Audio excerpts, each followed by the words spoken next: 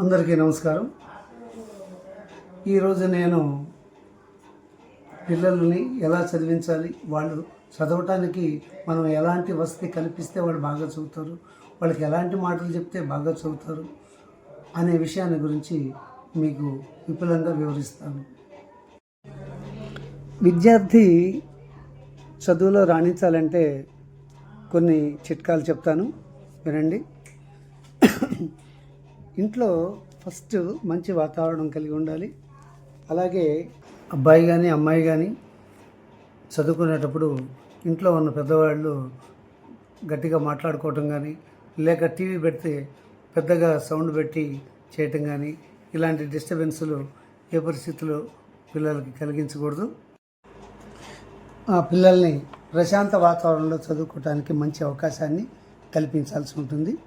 అలాగే సాయంకాలం చదువు ఆటలు రెండు ఉండాలి.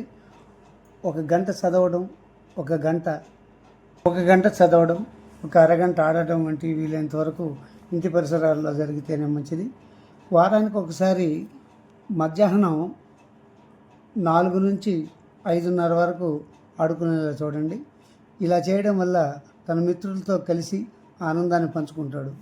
మరొకరితో ఏ పరిస్థితుల్లో కూడా పోల్చకూడదు.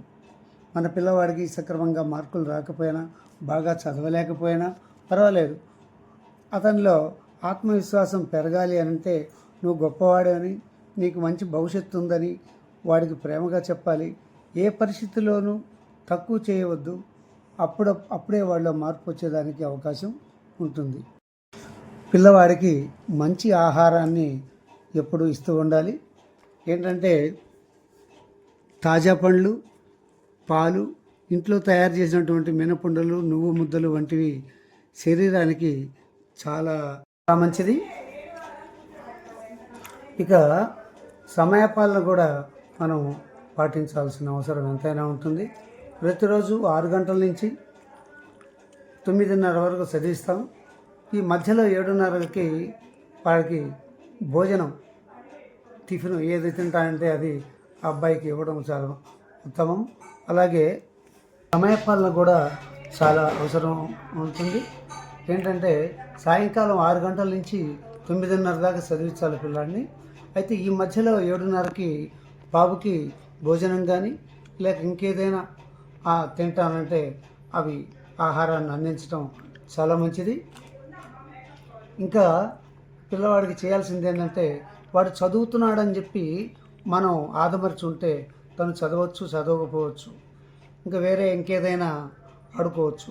అలాంటప్పుడు మనం చేయాల్సింది ఏంటంటే ఒక గంట ఎవరో ఒకరు, ఇటు అమ్మ కానీ నాన్నగారు కానీ ఎవరో ఒకరు పిల్లవాడిని ఒక గంట కనిపెడుతూ ఉంటే వాడు కూడా భయంగా చదువుకునేదానికి అవకాశం ఉంటుంది.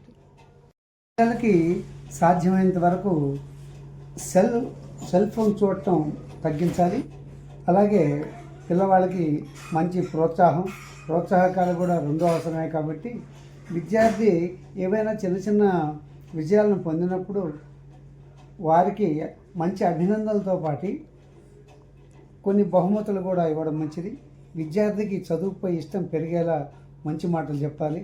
తాను మంచి గొప్పగా చదువుతావు, నువ్వు, నీకు మంచి జీవితం ఉంది, నువ్వు చాలా ఉన్నత స్థాయికి వెళ్తావు నాన్న అని మనం వాడికి ప్రేమగా ఇష్టమైనట్లుగా మనం కనుక వాడికి నమ్మకంగా చెప్పినట్లయితే ఆ పిల్లవాడు బాగా చదువుకొని అభివృద్ధి కావటానికి మంచి బాటలు వేసిన తల్లిదండ్రులు అవుతారు. కాబట్టి దయచేసి నా సలహాను పాటించండి. నా సలహా మీకు నచ్చినట్లయితే నా ఛానల్ని సబ్స్క్రైబ్ చేసుకోండి, లైక్ కూడా చేయండి. ఇలాంటి మరిన్ని విషయాల కోసం నా ఛానల్ని మీరు ఫాలో అవుతూ ఉండండి. అందరికీ నమస్కారం.